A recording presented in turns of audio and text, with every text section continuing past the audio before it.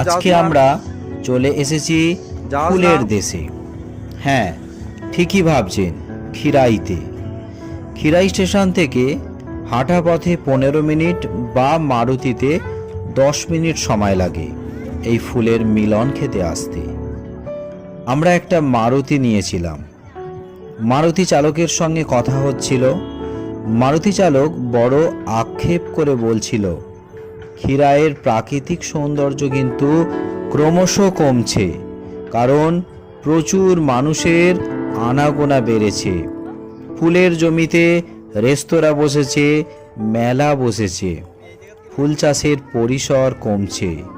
আমি মনে মনে উপলব্ধি করলাম যে সত্যিই তো, আমরা প্রকৃতির কাছে দৌড়তে গিয়ে প্রকৃতির আসল যা সম্পদ, সেই সম্পদকে আমরা নষ্ট করে ফেলছি।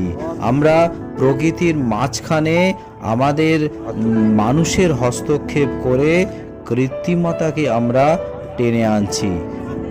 প্রকৃতি আর তার আসল রূপে থাকতে পারছে না। তাই সবার কাছে প্রার্থনা, আপনারা প্রকৃতিকে বাঁচিয়ে রাখুন, প্রকৃতিকে ভালো রাখুন, তাহলে এই মানব সভ্যতা ভালো থাকবে।